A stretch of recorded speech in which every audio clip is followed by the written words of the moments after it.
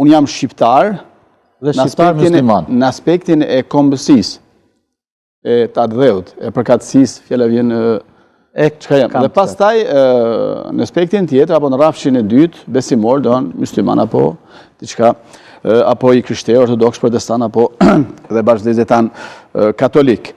Po ajo që e bën të veçantë ndaj e vlerësoj dhe falenderoj për ftesën e sonte, sepse e vërteta jonë përveç vërtetës fetare është edhe vërtet shekullore, njerëzore, pra e vetë autenticitetit tonë si kombë.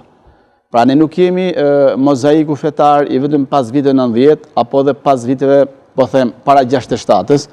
Ne jemi shumë thujse gjurmët që kanë lënë perandorit, sepse sikur se mire dini, qoftë krishterimi, qoftë islami, po marrë vetëm boshtet primare, kryesore, vinë nga lindja.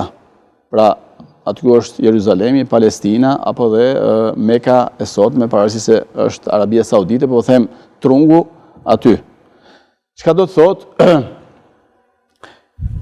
perandorit kanë lënë gjurmët e tyre edhe në Shqipërinë ka shumë të rrodhur sot, një vërtet që qëndron dhe vuajmë prej shekujsh, edhe islami po ashtu, cila do qoftë perandoria, nëse do të them për muslimanë, për pjesën islame do në perandoria osmane, ndërsa pjesën tjetër perandoria bizantine apo perandoria romake më përpara. Çka do të thotë, ka qenë një përzgjedhje në duke parë specifikat historika të atyre shekujve, që shqiptarët, ne nuk kemi një kombë, ose pa dash të gaboj, nuk njohim shifra disa milionë se si popullsi. Edhe më përpara, edhe kur kemi qenë jo 27.000, po mund kemi qenë, mos gaboj, afër 100.000 km2.